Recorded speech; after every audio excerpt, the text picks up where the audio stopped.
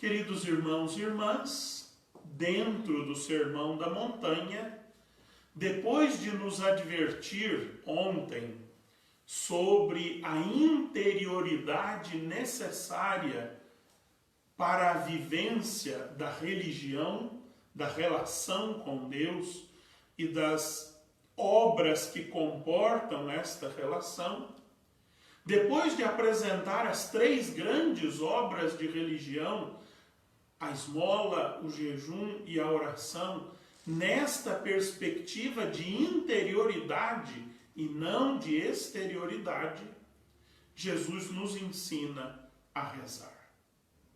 Mas ele nos ensina a rezar com duas admoestações. Uma primeira e uma no final. A primeira admoestação diz respeito ao número das palavras. Não rezeis com muitas palavras. Na verdade, Jesus não está preocupado precisamente com o número. Deus não vai ficar lá no céu contando quantas palavras nós usamos para rezar. A questão não é essa. Tudo bem que Deus pode ter lá uma calculadora de palavras muito eficiente, de acordo com a ciência divina.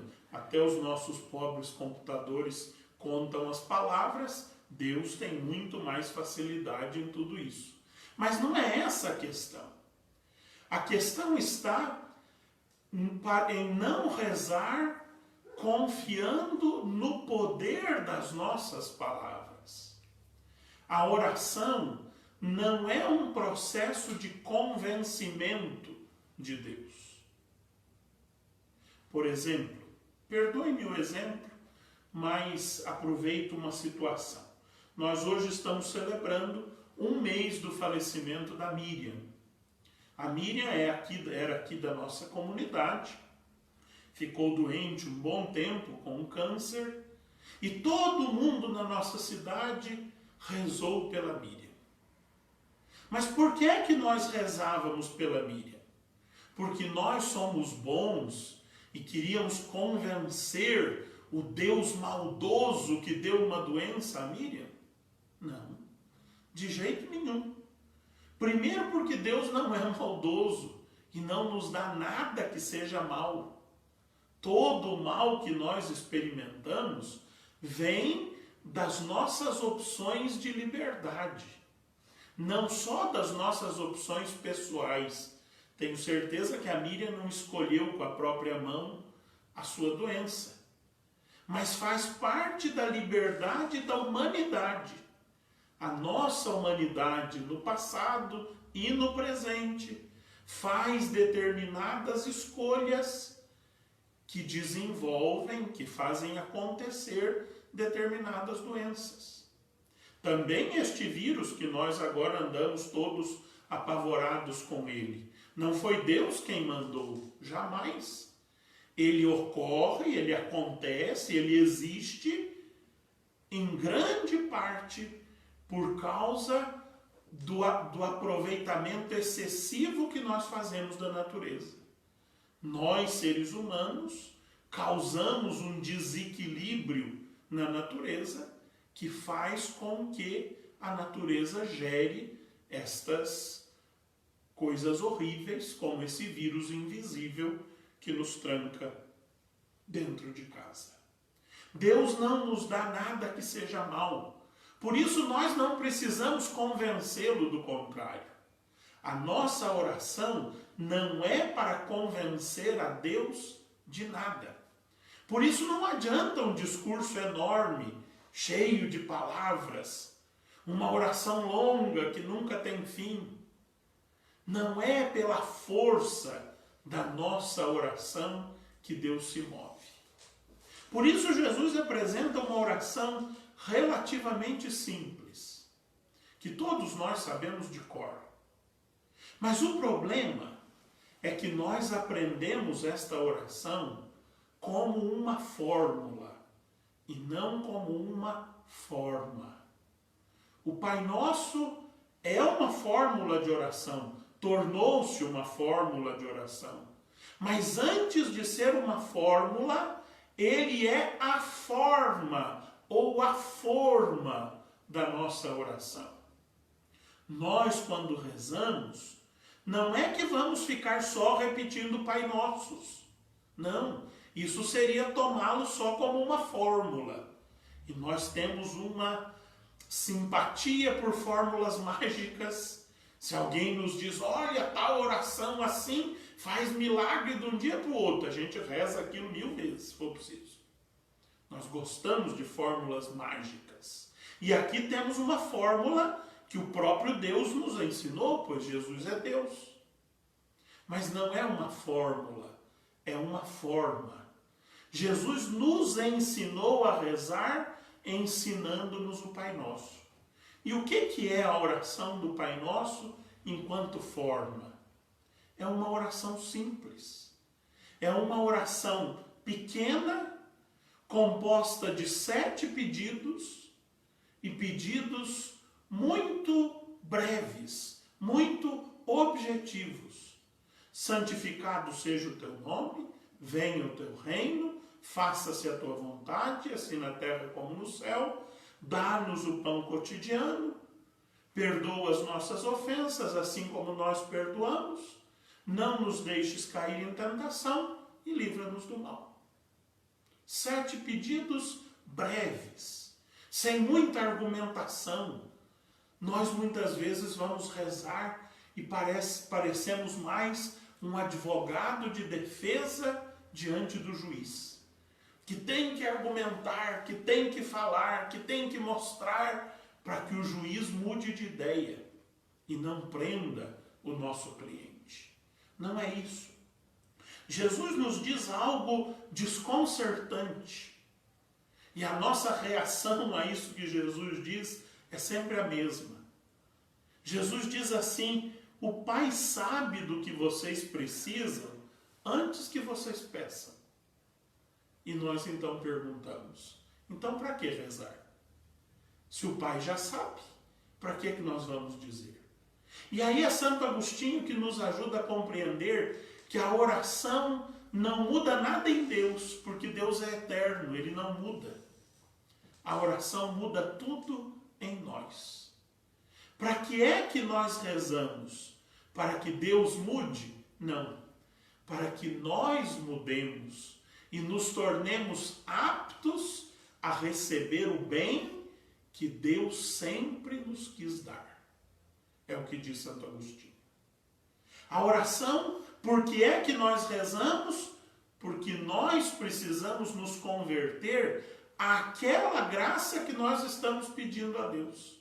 Muitas vezes nós precisamos aprender, nós precisamos ajeitar a nossa vida para que nós acolhamos a graça que às vezes nem pedimos bem, porque muitas vezes rezamos o Pai Nosso dizendo seja feita a vossa vontade, mas na nossa oração pessoal, no nosso diálogo com Deus, o que prima, o que sempre está na nossa oração é a nossa vontade. Nós queremos que Deus faça o que nós queremos, do jeito que nós queremos, na hora que nós queremos e assim por diante. E não percebemos que Jesus nos ensinou a dizer: faça-se a tua vontade. Por fim, Jesus faz uma advertência final, muito séria. Jesus diz que se nós não nos perdoarmos mutuamente, Deus não nos perdoará. Porque nós damos a Deus, na oração do Pai Nosso, a medida com que Deus vai nos medir quando nós chegarmos ao céu.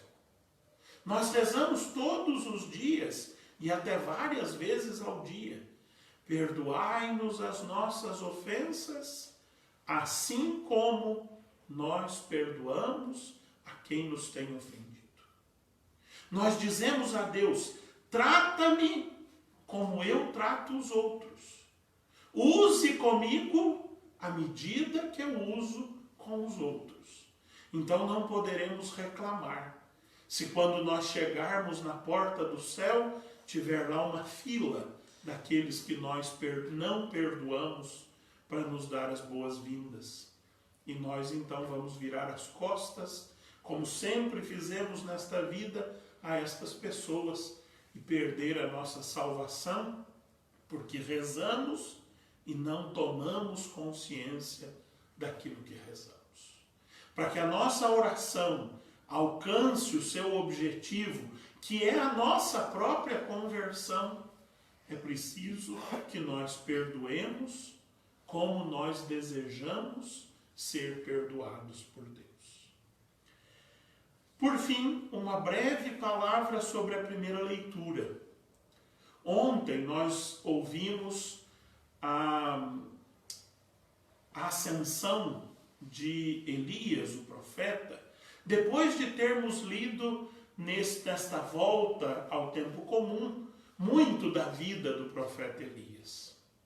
Hoje, depois que nós terminamos de ler a vida do profeta, a liturgia nos faz buscar um texto lá no final do livro do Eclesiástico, onde o autor do livro do Eclesiástico, que já é quase contemporâneo de Jesus, é um dos últimos livros do Antigo Testamento a ser escrito, faz, a partir do capítulo 44, uma série de elogios aos grandes personagens do Antigo Testamento.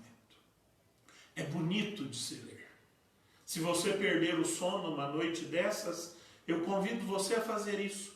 Pegue a sua Bíblia, Eclesiástico 44 e seguintes. Você vai ver lá um bonito discurso de elogio a Abraão, um bonito discurso de elogio a Moisés, um bonito discurso, e foi esse que nós ouvimos hoje, de elogio a Elias, depois um bonito discurso sobre Eliseu, e assim por diante, sobre Davi, sobre Saul, sobre Salomão, sobre todos os grandes personagens do Antigo Testamento. É uma boa escola de discursos. Se você quer aprender a fazer um discurso para ser candidato a vereador, para ser candidato a coordenador do CPP ou do CAP, para agradecer o padre quando ele foi embora, aprenda com o livro do Eclesiástico a partir do capítulo 44. O autor é preciso em resgatar os principais momentos da vida do profeta Elias, mas não para engrandecer o profeta, para engrandecer aquele que age por meio do profeta. Não é um discurso de glória humana, não. O salmista nos lembra, não, Senhor, não a nós, mas a ti seja dada toda a glória. É isso que faz o autor do Eclesiástico. Ele faz memória das ações de Elias para engrandecer o Deus de Israel, que fez diferença na vida do povo por meio do profeta Elias. Oxalá todos nós façamos a diferença na vida dos outros, na vida daqueles que nos rodeiam, não para a nossa própria glória, mas para a glória de Deus. E se não tiver nenhum vereador, nenhum coordenador de CPP ou de CAP, oxalá pelo menos no dia que nós formos levados à cova, alguém diga: Deus seja louvado pelo Padre Jean. Deus seja louvado por esta mãe de família. Deus seja louvado por este pai de família.